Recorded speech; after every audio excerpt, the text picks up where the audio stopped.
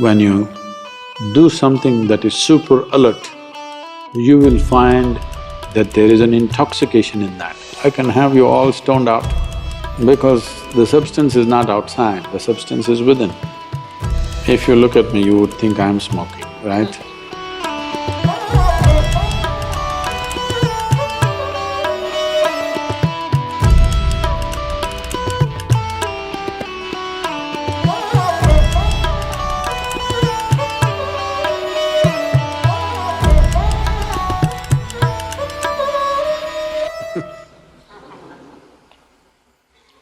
If you look at me, you would think I'm smoking, right?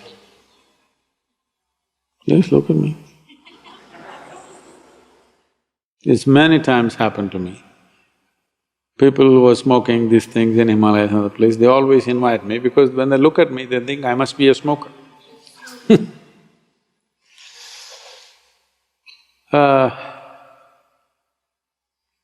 We need to understand this.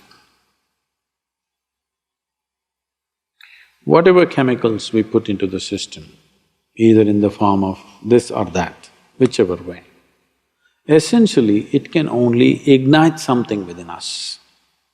It cannot by itself cause too much to us.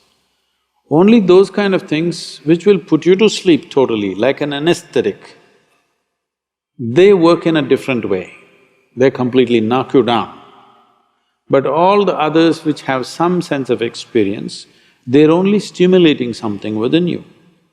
Now the question is, are you self-start or push-start? If you know how to stimulate yourself, you can sit here in great pleasure. Otherwise, you have to put something from outside. Shiva was not such a cripple that he needed chemicals from outside. He was stoned, no question about that. But by what is another matter.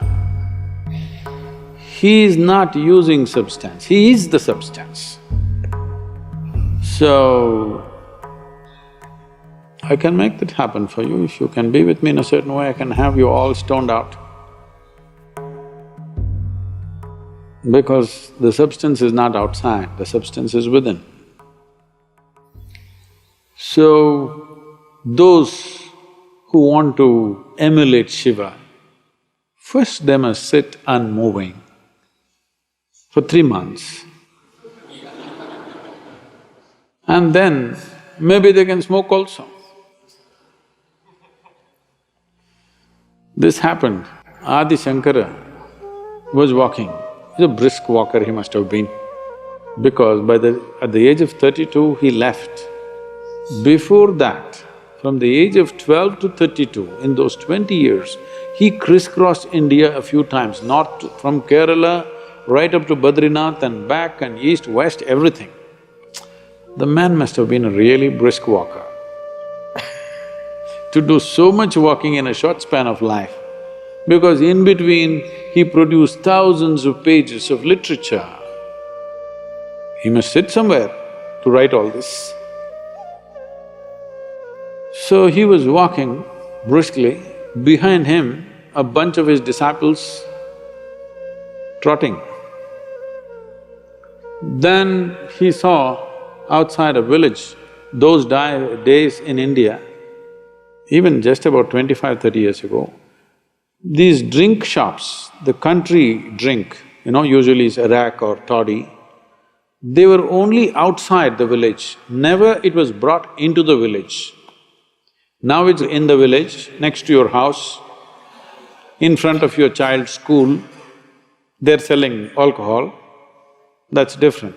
Those days, always it's outside the town. So there a few people will gather and they're drinking. Shankara looked at them in their inebriated condition. They looked at him, he looked straight and upright. Drunkards always think they're having the best time, unfortunately. They always think they're having the best time of their life and everybody else is missing it.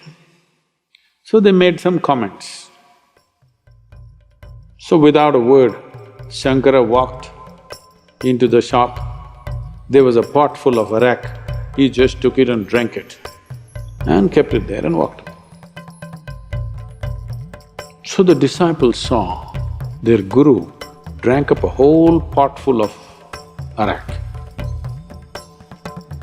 Then he started walking briskly. Behind him they're trotting among themselves discussion. When our guru can drink, why can't we drink? They just needed an excuse. So, they were discussing this and he knows what's happening. So he came to the next village, they're walking through. There was a blacksmith working with some molten iron. He just went, picked up that thing and drank it and walked on. They knew this they don't want to drink.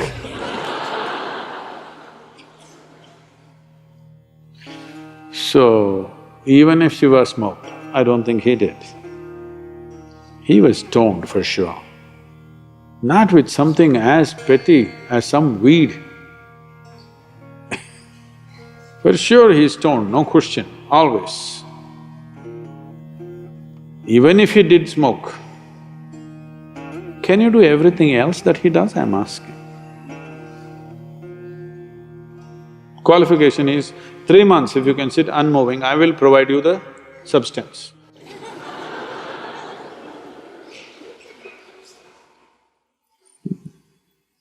So, people thinking by smoking marijuana and feeling little smoked out, all that's happening is you're getting little hazy in your head. If getting hazy is spirituality, then I don't want to be spiritual. For me, the biggest thing is this crystal clear way of living. Getting hazy is not life, that happens in death. Yes, life will be hazy at that time. When you're sick and dying, life will be hazy. When you're alive, clarity is the most important thing, and clarity can be intoxicating. When you do something that is super alert, you will find that there is an intoxication in that. Why do you think all these people jumping off mountains, jumping off airplanes, doing incredibly risky things is because in being super alert, there's another kind of intoxication. But they're doing it by doing so many physical things. If you could sit here and do it, then I would say an element of Shiva has come to you. If you can simply sit here and you're super alert, so alert that you're stoned, that is a way to get stoned. Not smoking weeds. Leave the weeds for the cows. Okay, human beings can do better things.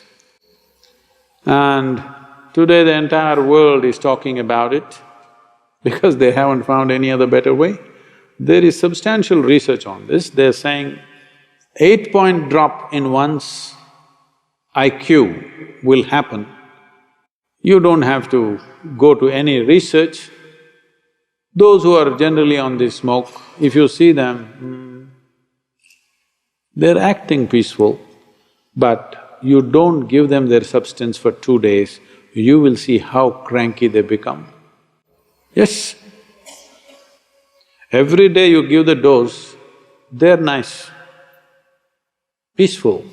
You will be peaceful when you're hazy. But that peace is of no value. And one thing is, don't give them the substance for 3 days, you will see they will explode. They will not be peaceful if you take away the substance. Today, of course, it's become legal in many states in America. Many big corporates are getting into it. It is just that because you don't know how to handle your brain, which is not your making.